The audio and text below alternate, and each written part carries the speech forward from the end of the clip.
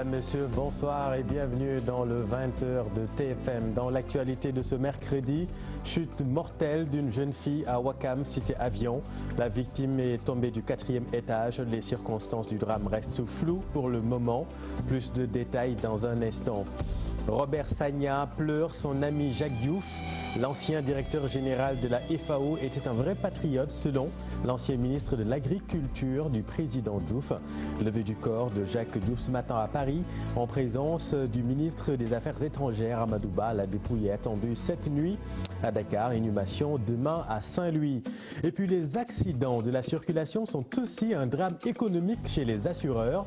En 2018, ils ont déboursé 13 milliards pour les indemnisations de réparation automobiles et prise en charge médicale. De son côté, même s'il n'est pas le plus souvent engagé, le fonds de garantie automobile surveille la situation de près. À suivre notre reportage. L'opération Karangué est en marche. Le service d'hygiène sillonne les quartiers de Dakar. Les soldats de la propreté ont comme ennemis les dépôts sauvages d'ordures à Ngor, des eaux usées stagnantes aux parcelles Asseni, unité 9 ou encore au quartier Santiaba à Grand Yoff. Un immense risque sanitaire pour les populations qui ne date pas d'aujourd'hui.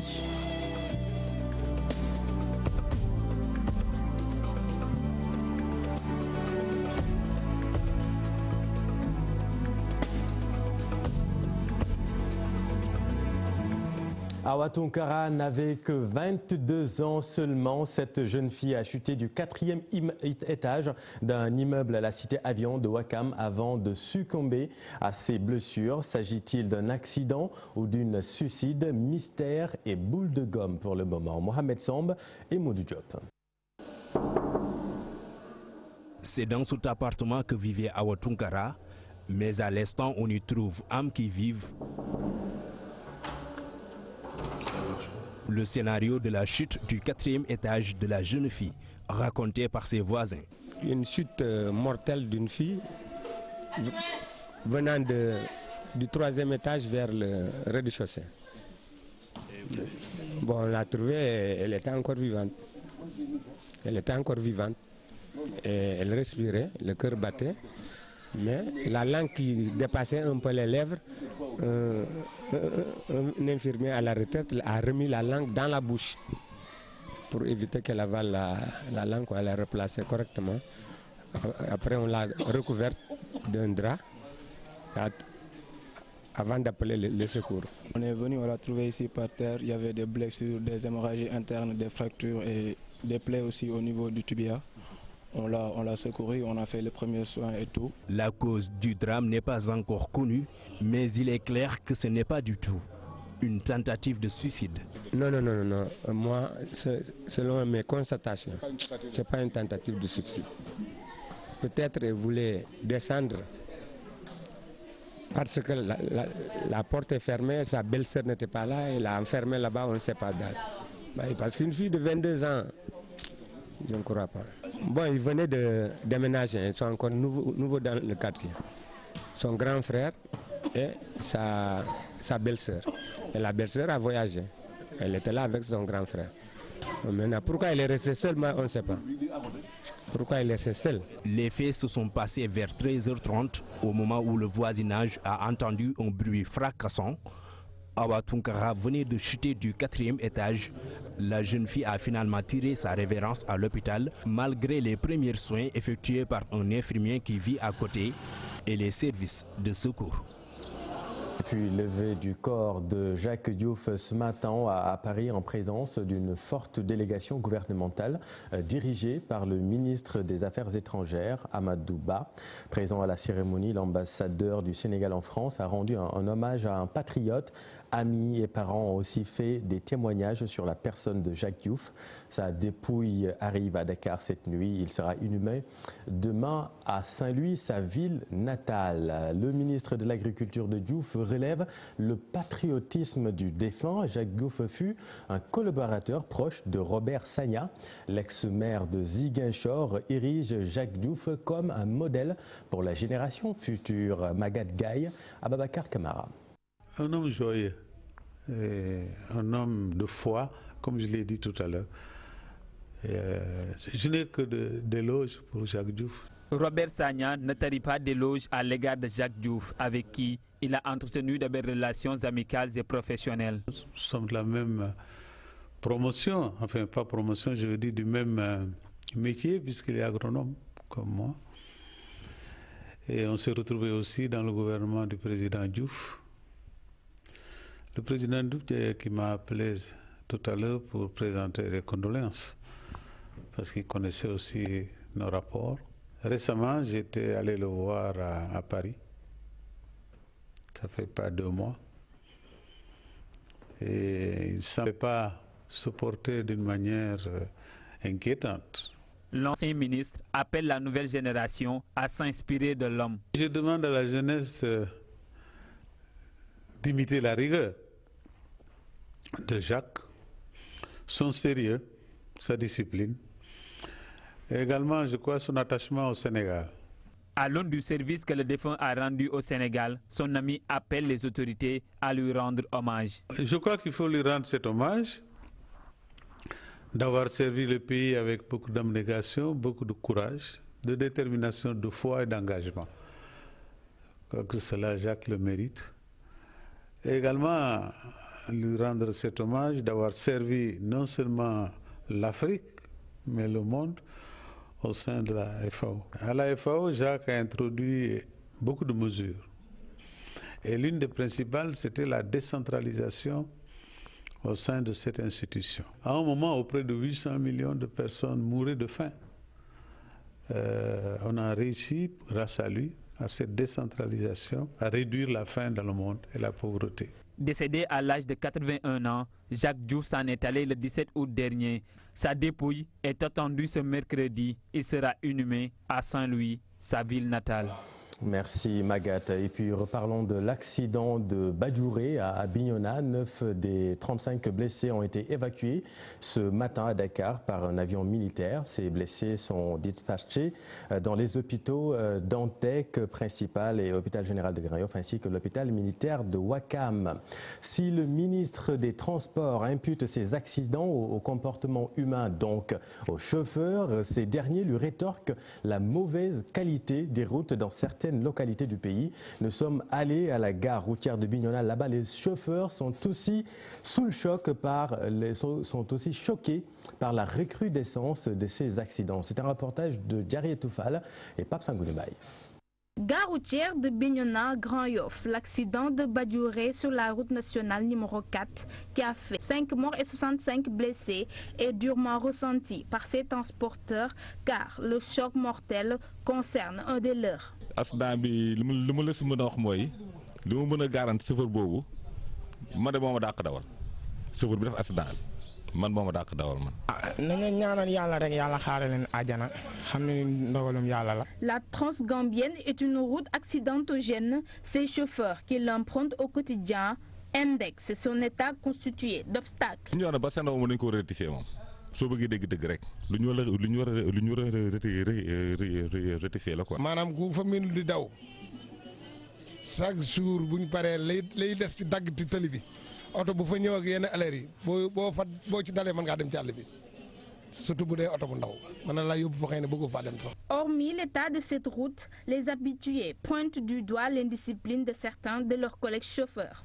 Surtout ci chauffeurs yi camions yi jógee ci frontières yi di ñëw ci biir réew mi. Il y a aussi l'indiscipline de certains chauffeurs, surtout ceux des camions qui viennent de l'extérieur. Sinon ñu dugal la ci àll bi. Gis nañ biis yi lu ñuy daw tamit ak tamit mën nañ ñàkk a am frein wala yooyu noonu ak daw bu métti bi loolu yëpp si la bokk. Les accidents impliquant ces types de bus sont de plus en plus fréquents.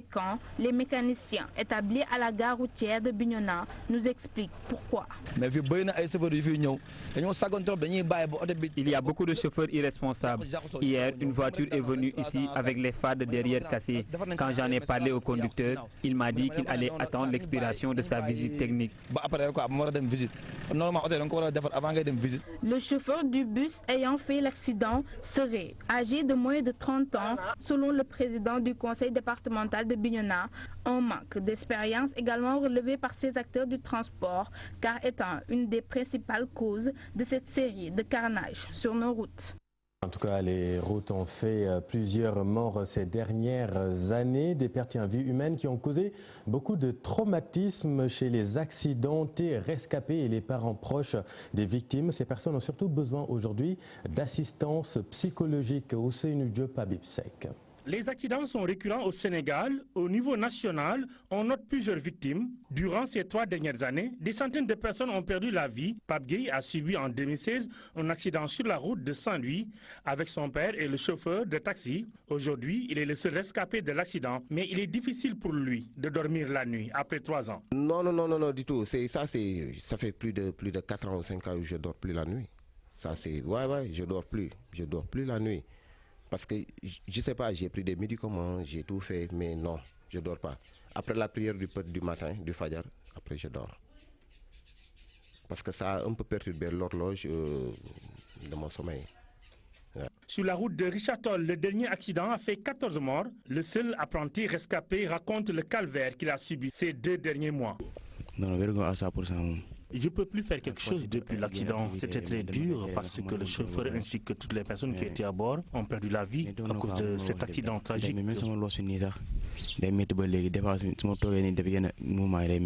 Le 5 mars 2017 également, 19 personnes ont perdu la vie à hauteur de l'université Gaston Berger de Saint-Louis. Mbass Anne, étudiante en licence 3, a perdu sa maman dans cet accident, mais elle garde toujours les souvenirs. De moment, c'est trop dur,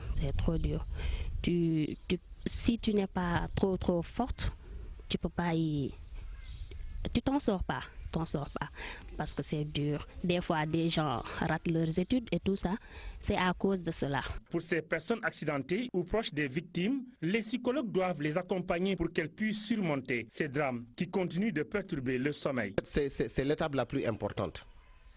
Parce qu'en fait, il y a tellement de questions que tu te poses dont tu ne sais pas la réponse.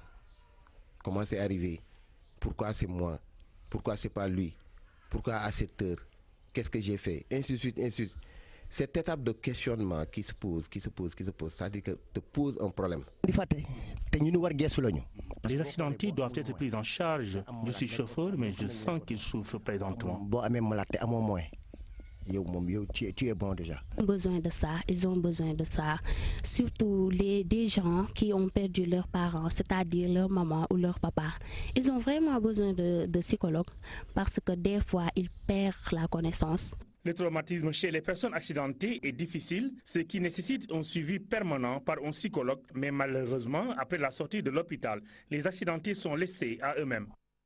Ouais, ces accidents hantent le sommeil des rescapés, hormis maintenant les dégâts matériels et les pertes en vue humaine. Vous allez le voir, les accidents ont un coût financier non négligeable. En 2018, les compagnies d'assurance ont indemnisé à hauteur de 13 milliards de francs CFA pour les reparations automobiles et autres prises en charge médicales. Aïssatou Paye et Pape Sangonebaye.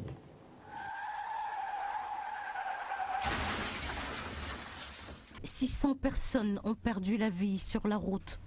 4000 voitures accidentées. Les chiffres font peur.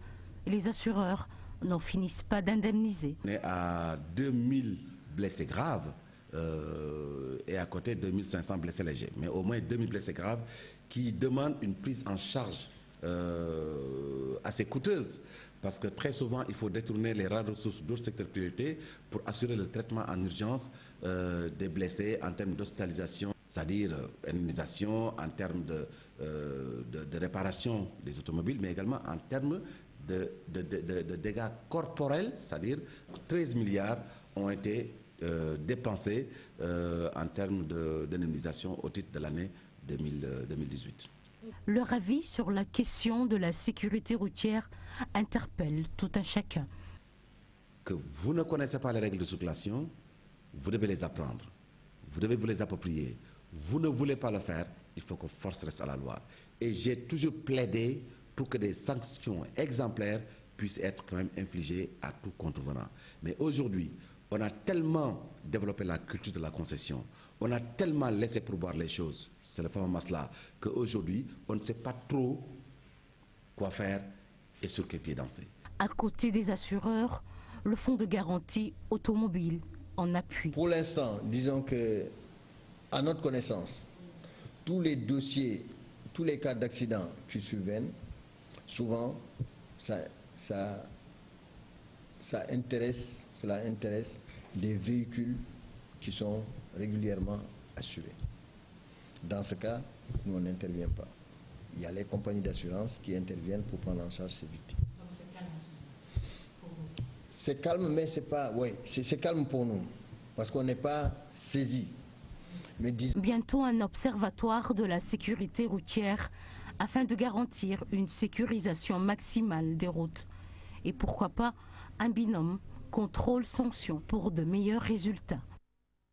Merci Aïssatou. Et puis le service d'hygiène déroule son plan Karangué. Les soldats de la propreté ont effectué une visite dans la commune de Ngor.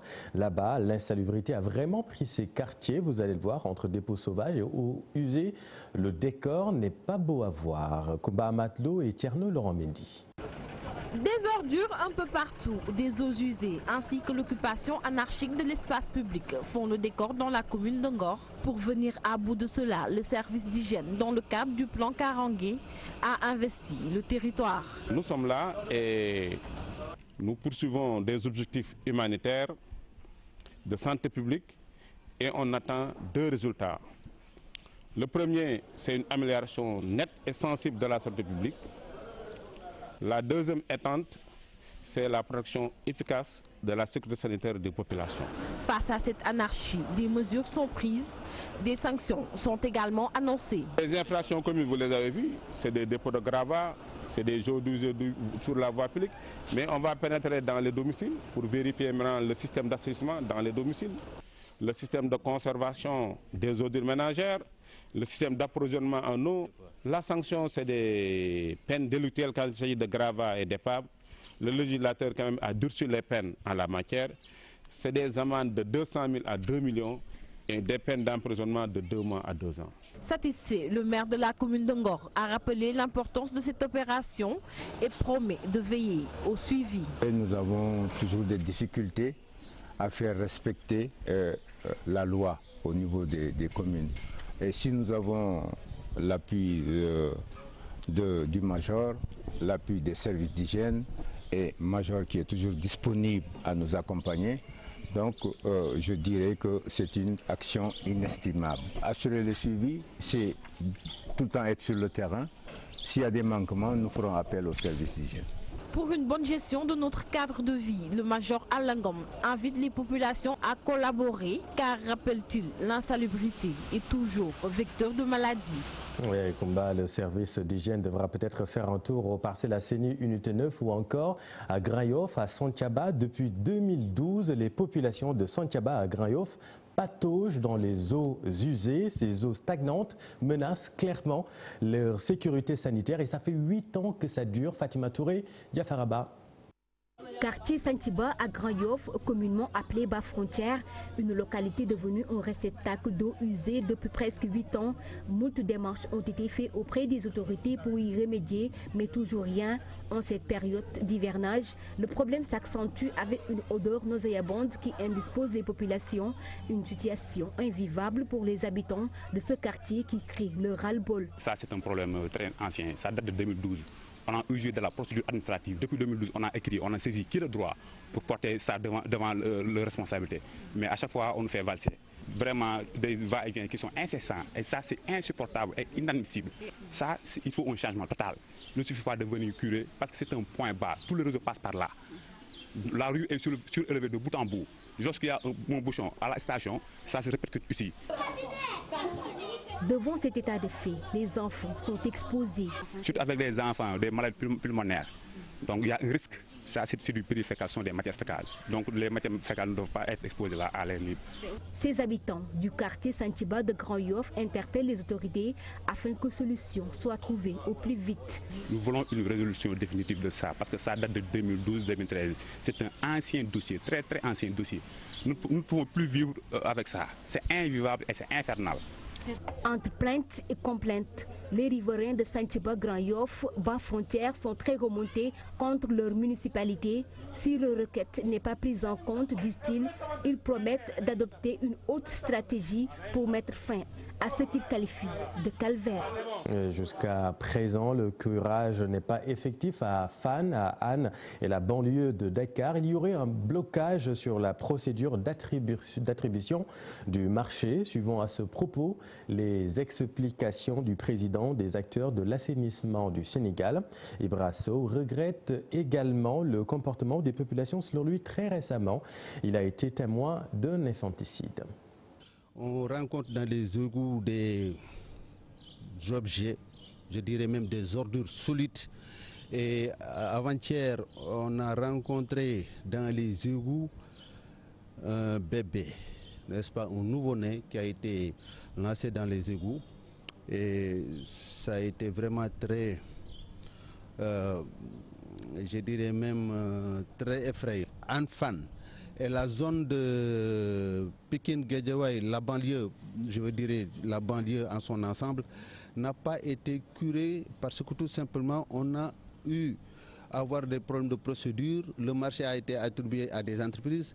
Malheureusement, l'entreprise qui détenait ce marché-là, jadis, refuse catégoriquement, n'est-ce pas, de céder, et à chaque fois il fait recours. Et à chaque fois qu'il fait recours, on est obligé, n'est-ce pas, d'arrêter la procédure pour demander à l'ARMP ou bien à la DSMP de trancher. C'est ce qui a fait à ce qu'on ait ce retard de curage. Et puis brouille à la Chambre de commerce, d'industrie et d'agriculture de Dakar. Le collège des délégués de la CCAD réclame le départ de l'actuel secrétaire général de cette institution. Le collège estime que M. Ali Mboup a atteint l'âge de la retraite, 64 ans, sans oublier d'évoquer la gestion de leur secrétariat général. Ces cadres s'inquiètent aussi du blocage du compte de la CCIAD, faute d'un secrétaire général reconnu. Ibou Diouf et Diafaraba ont assisté à leur conférence de presse. Organisme intermédiaire entre acteurs du secteur privé et l'État du Sénégal, la Chambre de commerce de Dakar soutient et protège les intérêts des entreprises. Depuis quelques jours, la tension monte au sein de cette institution. À l'origine, un différend entre le secrétariat général et le collège des délégués. Autant pour la question du départ à la retraite de M. Mboup, autant que sur le fonctionnement de la Chambre de commerce, des instances de la Chambre de commerce. À part la lettre du ministre qu'il a utilisée pour bloquer nos comptes bancaires en cherchant à nous empêcher de vivre, nous invitons les membres de l'Assemblée générale donc à faire valoir leurs droits et refuser l'ingérence du ministère qui demande le rétablissement d'un retraité à une position qu'il n'a plus droit. Le collège des délégués de la Chambre de commerce de Dakar appelle au respect strict des textes qui régissent le fonctionnement de l'institution. Il a été plutôt mis à la retraite. Mettre à la retraite est un acte de gestion, comme signer un chèque. Le collège des délégués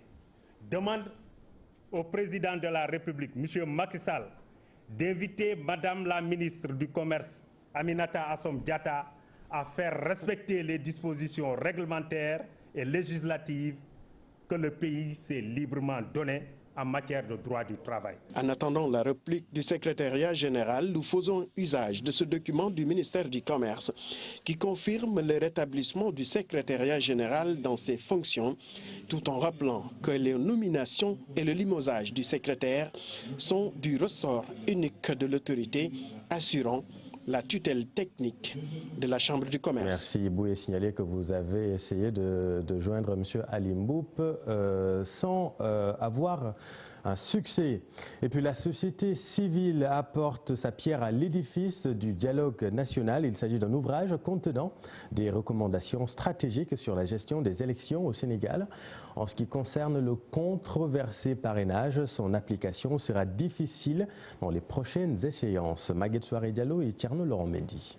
Les enjeux et défis du processus électoral dans un recueil concocté par la société civile, un document qui expose les questions et les débats qui encadrent la tenue des élections au Sénégal. Nous avons choisi de réfléchir depuis bientôt 3 mois sur les thématiques inscrites à l'ordre du jour du dialogue politique, notamment le parrainage électoral, s'il faut le maintenir, quelles sont les modifications, les réformes à apporter pour que ce soit conforme avec la volonté d'une élection transparente. Nous avons réfléchi également sur le mode d'élection des maires et des exécutifs territoriaux de façon générale. Un système de parrainage qui, dans l'avis de ces acteurs de la société civile, montre des limites qu'il faut vite améliorer avant la tenue des prochaines locales. L'état actuel des choses, ça va être difficile d'appliquer le parrainage aux élections locales. Il faut forcément procéder à des réformes. Parce qu'on a vu que déjà au niveau national, le parrainage concernait que 27 candidats. Ensuite, on est arrivé à 5 candidats. Et c'était très problématique pour le Conseil constitutionnel qui est bien outillé. Alors l'appliquer aux élections locales où on peut se retrouver avec des listes de presque 50 listes, de plus de 2000 listes. On a vu que les élections locales passées, on était avec 2000 listes. Ça serait catastrophique d'y aller, ce serait une aventure d'y aller sans apporter des réformes. Dans ce recueil, des recommandations ont aussi été formulées. On a également fait des propositions, à notre avis, des propositions qui ne sont motivées que par l'intérêt d'une élection libre, transparente et la moins contestable possible. La loi permet à tout citoyen pouvant voter de parrainer le candidat de son choix. Par ailleurs, la société civile a aussi pointé du doigt les coûts trop élevés pour l'organisation d'élections au Sénégal. Amsatou Sow Sidibé juge incomplet ce document de la société civile et n'est pas en phase à bien des égards avec les propositions de la société civile. La présidente de Carlenen a pris part à la rencontre. Je ne partage pas l'essentiel de ce qui a été dit et qui est en principe contenu dans ces contributions, dans ce document qui présente les contributions citoyennes. Pourquoi? Parce qu'il est dit que c'est une nécessité, le parrainage. Mais en présentant la mise en œuvre du parrainage, on se rend compte que c'est une nécessité, mais qui est catastrophique. Il n'est pas vu de propositions concrètes qui puissent nous faire avancer dans le domaine du parrainage. Pour le moment, le Sénégal n'est pas prêt pour le parrainage. Pour le moment, il faut supprimer le parrainage. Le Sénégal n'est pas prêt pour le parrainage. Bulletin unique règle énormément de problèmes. Puis Arline Bok lance le programme Taxaw Fépp. Le mouvement change de paradigme, de stratégie, de lutte pour la transparence dans la gestion des ressources naturelles. Et alors, s'agit-il d'un essoufflement? Les derniers rassemblements n'ont pas connu la mobilisation souhaitée. Écoutons à ce propos Cheikh Tidiane Dièye. Après notre évaluation, nous avions vu que ça n'a pas fait foule tout le temps. Mais ce n'est pas le plus important pour nous. Le plus important, ça a été de déclencher des moments, des actes, de les poser et de faire en sorte que par ces actes, nous soyons en mesure de communiquer avec les Sénégalais. Beaucoup de Sénégalais sont au courant que le pétrole et le gaz n'a pas fait l'objet d'une gestion transparente. Il y a des Sénégalais qui ont posé des actes du plus haut sommet de l'État à d'autres échelons de l'institution étatique, ont posé des actes qui n'allaient pas dans le sens des intérêts du Sénégal. C'est cela que nous avons constaté. Maintenant, une lutte de cette nature évolue dans le temps. La stratégie évolue et nous sommes dans une démarche d'amélioration. Nous sommes dans une approche où, entre le niveau national et l'international, nous sommes en train de remobiliser pour aller directement vers le citoyen et lui parler. Nous savons qu'ils sont conscients du phénomène. Maintenant, l'enjeu, c'est de leur donner les arguments qu'il faut. Et pour le faire, il faut prendre le temps de se faire écouter, de leur parler directement là où ils se trouvent. Il ne s'agit plus d'avoir de grands rassemblements, mais de les retrouver dans les maisons, de les retrouver dans les marchés, pour que chaque Sénégalais comprenne ce qui se joue aujourd'hui. Et puis un mot de sport en basket, le départ de 2 joueurs de l'équipe nationale, en l'occurrence Maurice Ndour et Amadi Ndiaye, est formellement démenti par la Fédération sénégalaise de basket. Selon le chargé de communication de la structure, Maurice et Amadi font bel et bien partie des joueurs qui vont défendre les couleurs nationales en Chine. Fatima Touré et Youssou Baro. L'inquiétude règne dans la tanière des Lions de basketball en partance au Mondial Chine 2019. La grève des joueurs et le départ des cadres Maurice Ndour et Amadi Ndiaye annoncés dans la presse sont à mettre dans le compte des rumeurs. La Fédération sénégalaise tient vraiment à apporter un démenti formel par rapport à ça. Le capitaine Maurice Ndour ainsi que l'ensemble de l'équipe ont eu vraiment un comportement irréprochable depuis le début du regroupement.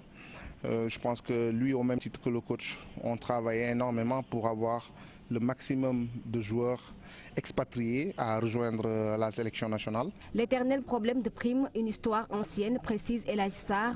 Toutes les mesures ont été prises afin que pareille situation ne se reproduise. Les primes des joueurs ont été mobilisées depuis plus de 24 heures par le ministre Matarba qui l'a mis à la disposition de la fédération. Hier, les filles ont été payées dans l'intégralité de ce que nous leur devions et les garçons aujourd'hui devaient être payés à partir de midi, chose qu'on a fait.